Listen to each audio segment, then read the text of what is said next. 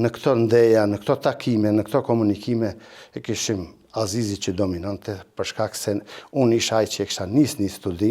një fakultet, një studim,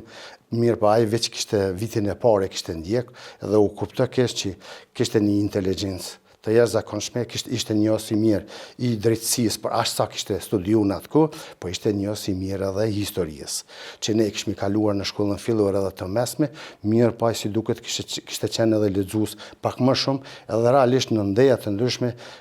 akoma e mbaj mend që lexoronte shumë gjëra të historisë së popullit të Kosovës, bile në raste e mbaj mend që ai në literaturën që kishte lexuar, kishte hasë që Skënderbeu kishte arritur edhe në Paraqin, që i binte Paraqini si pjesë trevës së Nishit në atë kohë. Kështu që këto gjëra më vonë e kuptuam që ai djalë ka qenë i mveshur në aspektin kombëtar mjaftueshëm, ashtu si çdo kush tjetër që i kishte këtë rrugtim. Tani ne si të rinj atje e kishmi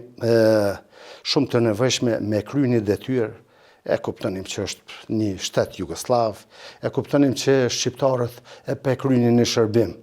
të shtetit jugoslav, jo të interesit kombëtar shqiptar atëherë, dhe atëherë u kuptoj që punët ishin të rënda. Shërbimi i Rojës ka qenë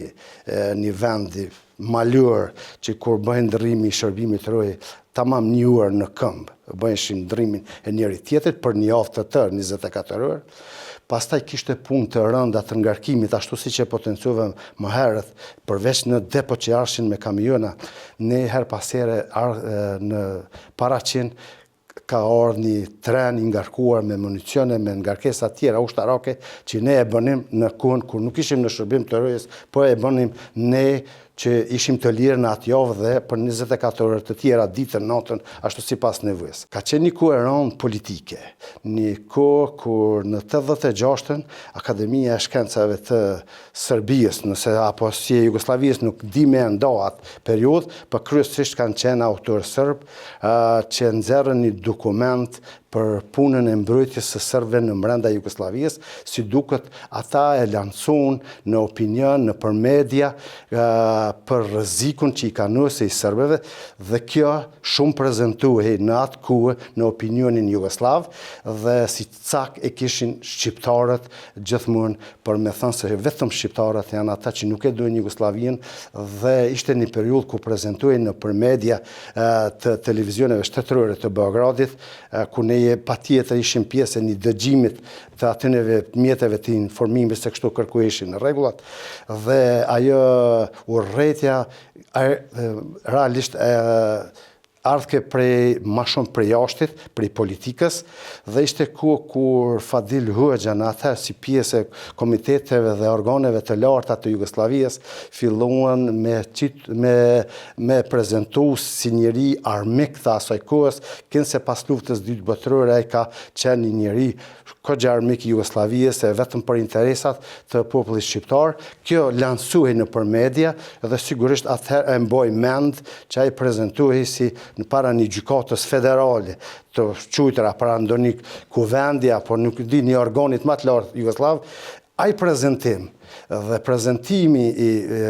gjonave të tjera, kënse në serbët po trajtuan keq në Kosovë, kënse serbët ju prishën varrezat, kjo prezentohej në atë kohë. Neve na i bëjnë kërku ditën e vështirë në ato kazerma,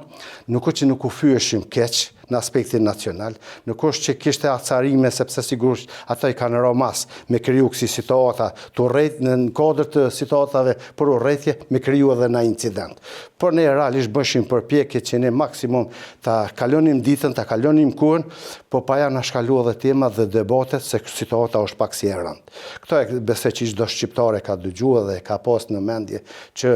shërbimi në ushtrinë jugoslave nuk ishte i lehtë. Ka pas x raste, po ndoshta më afërt po ka qenë edhe një incident.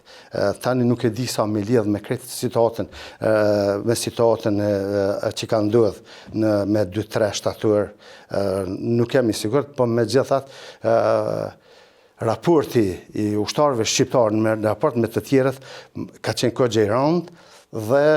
besoj tani